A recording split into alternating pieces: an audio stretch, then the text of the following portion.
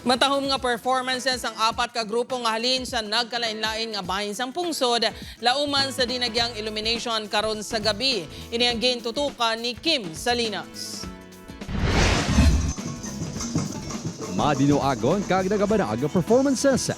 Ini ang ginpasalig nga igapasundayag sa apat ka tribo nga magakumpit sa dinagyang illumination sa Festival of Lights nga magasugod sa tubang sa isa ka mall sa Mandurriao, Las 6 karon sa gabi. Isa sa mga pasakop ang Zamboanga Hermosa Festival sa Zamboanga City. First time sa grupo nga nagpasakop sa kompetisyon. Hapang kampante nga hindi sila magpaulihi.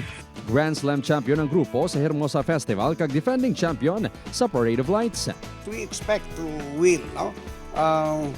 We want to bring home the bacon for Zamboanga City, but of course, we are aware na lahat naman ng participants sa gawaing ito ay preparado rin. So, it's just the hope for the best. Suno sa choreographer, makita sa ila performance ang manggarano niya kultura sang taga Zamboanga City.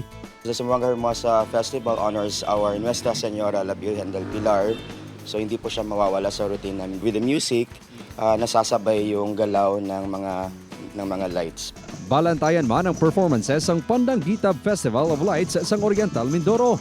Pavrulon Afi Festival sang Tuguegarao City sa Cagayan, kag Banaag Festival sang Anilaw, Iloilo.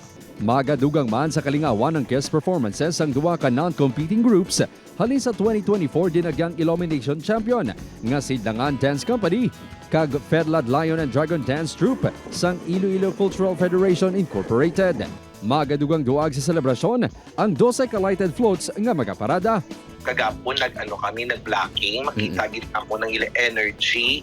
Ang iban sila nagpahatag na teasers ng ilang mga props and lighted costumes.